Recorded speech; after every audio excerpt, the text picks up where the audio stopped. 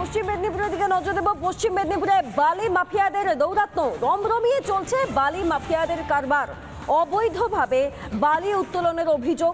অবৈধভাবে বালি উত্তোলন করে নদীর ধারেই রাখা হচ্ছে বালি, এমনটাই অভিযোগ উঠে আসছে।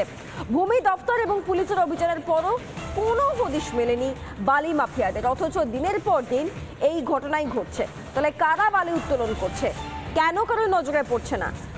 সব সকালে গ্রাউন্ড জিরোতে রিপাবলিক বাংলা এক্সক্লুসিভ ছবি আপনাদের সামনে তুলে ধরছে এবং নদীর পাড়েই বালি জমিয়ে রাখা হচ্ছে, সেই ছবি আপনারা দেখতে পাচ্ছেন।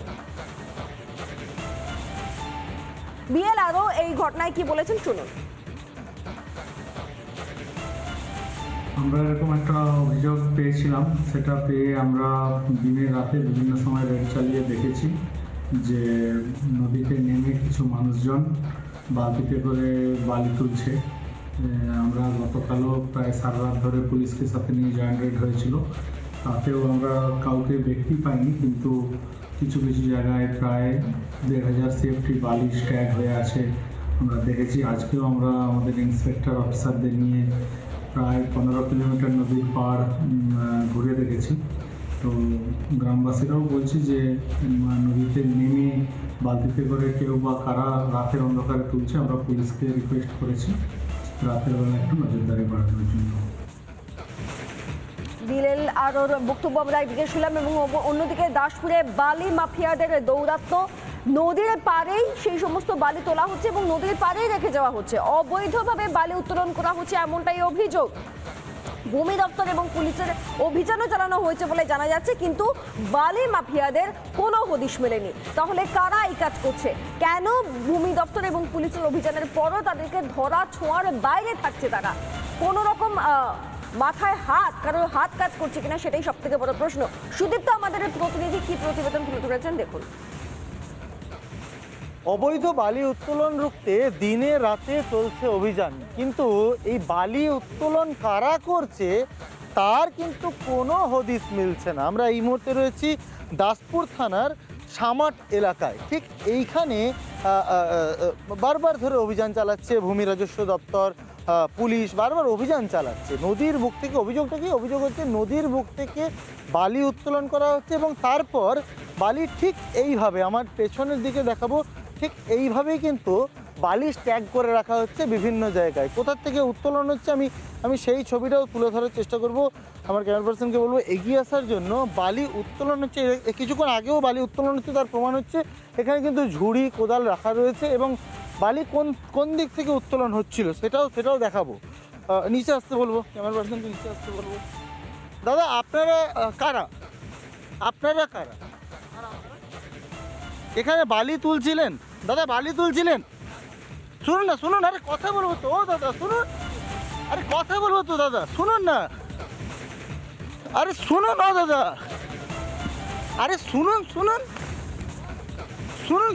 ও দাদা শুনুন না, আরে শুনুন না। ও দাদা শুনুন না,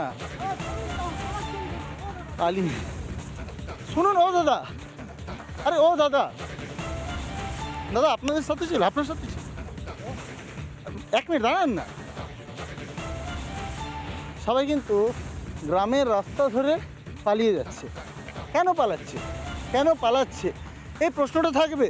এবং যেখানে আমরা ছিলাম, যেই জায়গাটাতে আমরা ছিলাম, সেই জায়গাটা দেখানোর চেষ্টা করব। নদীর চর থেকে বালি উত্তোলন হচ্ছে। আমরা রয়েছি, ধোঁয়া লাগিয়ে দেওয়া হয়েছে যাতে বোঝা না যায় কিছু, সেই জন্য। এই দেখুন এখানে ঝুড়ি কোদাল সব রয়েছে, কীভাবে বালি উত্তোলন হচ্ছিল সেটাও দেখাবো। এখনও জুতো পড়ে রয়েছে, দেখুন জুতো পড়ে রয়েছে এবং একদম নদীর বুকে। আমি নেমে আসতে বলবো, দেখুন এখানে এখনও ঝুড়ি পড়ে রয়েছে, কোদাল পড়ে রয়েছে, জুতো পড়ে রয়েছে। এইখানে বালি তোলা হচ্ছিল। এই বালিটা কীভাবে তোলা হচ্ছিল? নদীর থেকে।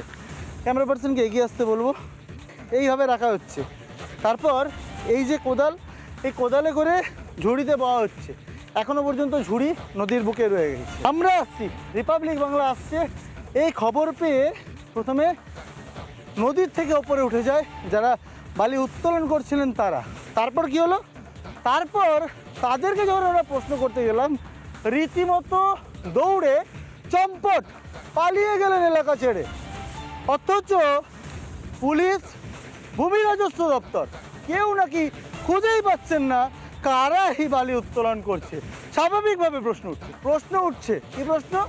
তাহলে কি সর্ষের মধ্যেই রয়েছে ভূত, যাদের বিরোধিতা করছে গ্রামবাসীরা, তাদের হদিস পাচ্ছে না?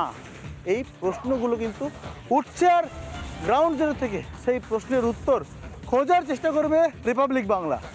দাসপুর থেকে ক্যামেরা পার্সন মৃন্ময়ের সঙ্গে সুদীপ্ত, রিপাবলিক বাংলা।